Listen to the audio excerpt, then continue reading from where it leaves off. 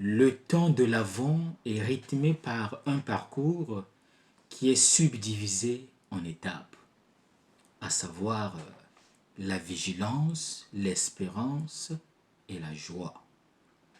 Le troisième dimanche de l'Avent est appelé Gaudete, parce que l'antienne d'ouverture de la messe commence par la phrase latine Gaudete in Domino Semper, iterum dico gaudete. Soyez dans la joie du Seigneur, soyez toujours dans la joie, le Seigneur est proche.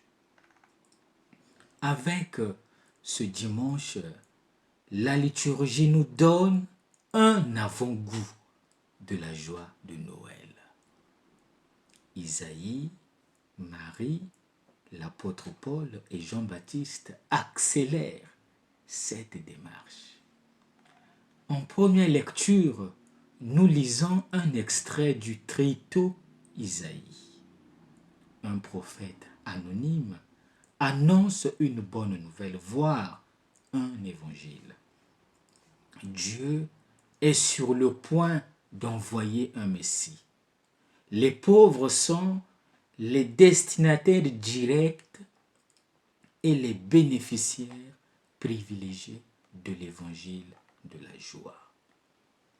La finale du texte rapporte un chant d'action de grâce. Je tressaille de joie dans le Seigneur, mon âme exulte en mon Dieu. Ce chant revient dans la bouche de Marie, la servante qui voit dans la maternité divine son humilité récompensée, comme nous l'avons lu dans le psaume responsorial qui est le Magnificat. L'invitation isaïenne à la joie est complétée par l'exhortation paulinienne. Frères, soyez toujours dans la joie. La joie que Paul ressent, il la communique aux Thessaloniciens. Ces paroles de l'apôtre Paul ne sont pas un simple souhait, mais deviennent un impératif. Soyons dans la joie. L'Évangile ne parle pas explicitement de la joie, mais il la suppose. Après l'introduction magistrale faite par l'évangéliste Jean avec le prologue poétique, le scénario du 4e évangile s'ouvre avec le prologue narratif centré sur le témoignage de Jean-Baptiste. Pour bien comprendre la valeur du témoignage de Jean-Baptiste, il est nécessaire de préciser ce que l'on entend par le terme juif. Dans le 4e évangile, les Juifs représentent l'aveuglement de ceux qui font le mal et haïssent la lumière. Les Juifs sont les adversaires de Jésus et de son témoin. Le verbe témoigner est un verbe souvent utilisé dans un contexte judiciaire. Jean est appelé à être témoin en faveur de la cause du Christ. Le dialogue qui s'instaure avec les autorités juives est d'ailleurs construit comme un véritable interrogatoire lors d'un procès.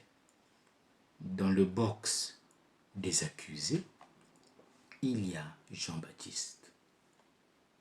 Ce dialogue est déjà l'anticipation du procès entre la lumière et les ténèbres qui aura lieu avec Jésus.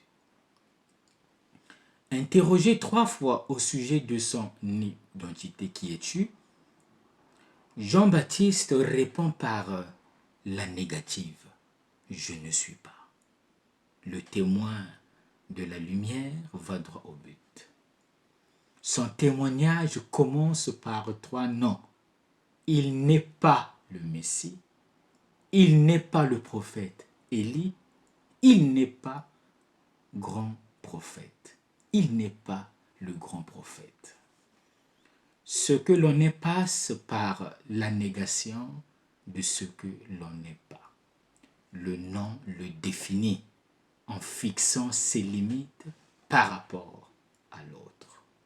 Il est important pour définir son identité de savoir ce que l'on n'est pas.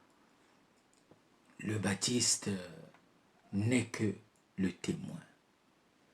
Témoin en grec signifie martyr. Le témoin est celui qui a vu, qui se souvient et qui raconte. Le témoignage est une expérience de vie qui devient une parole et qui est transmise à d'autres. Le Baptiste se qualifie la voix. Littéralement, en répondant aux envoyés des autorités juives, le Baptiste dit « Moi, voix », non pas « Je suis la voix », comme traduit au lectionnaire de la messe. Car « Je suis » dans l'évangile de Jean est réservé à Jésus.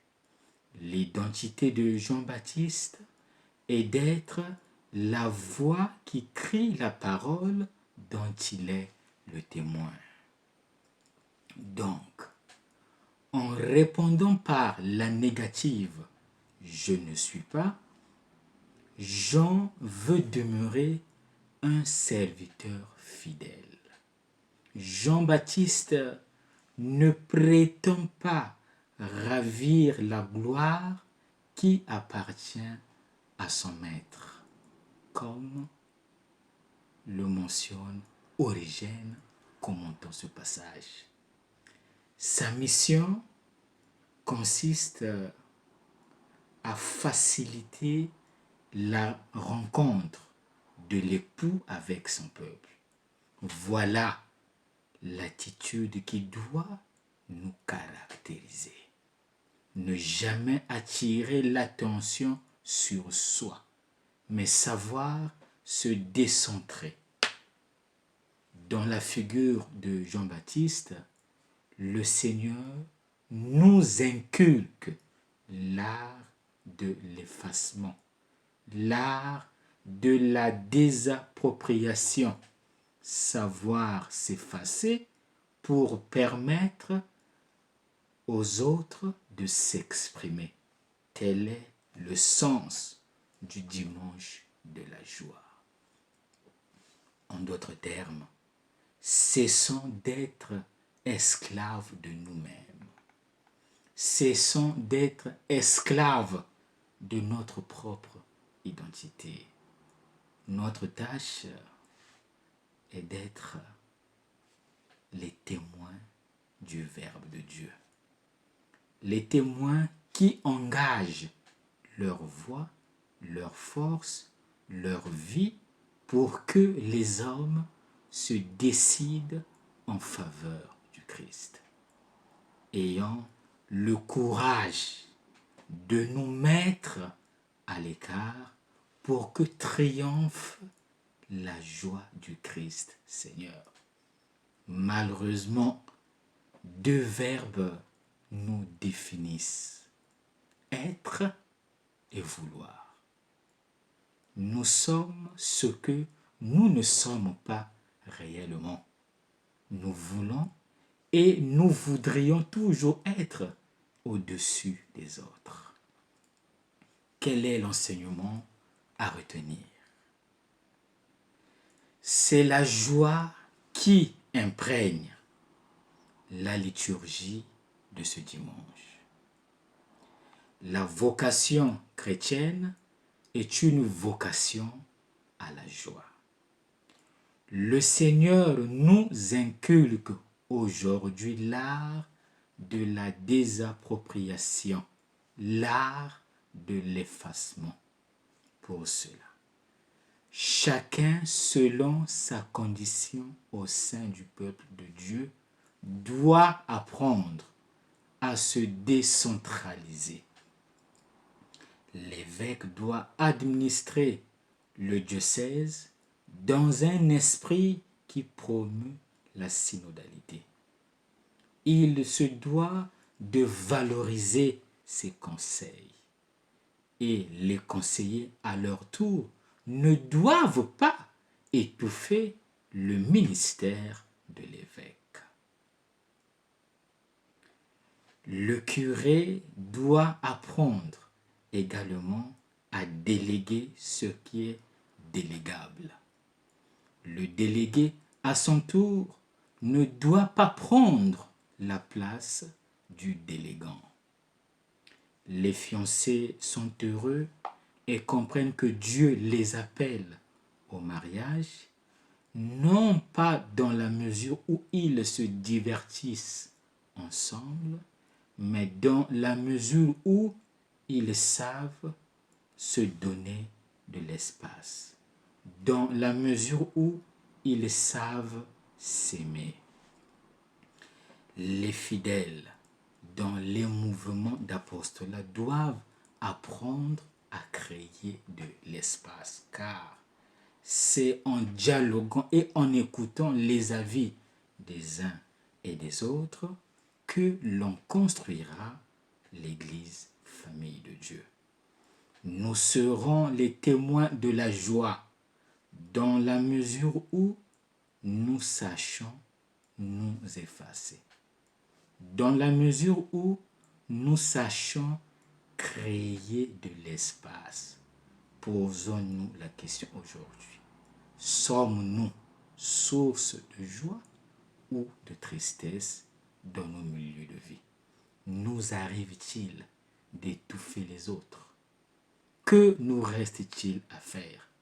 Il ne nous reste plus qu'à conjuguer aujourd'hui le verbe se décentrer. Demandons cette grâce au Seigneur d'être des serviteurs humbles et des témoins de la joie. Bon dimanche à tous.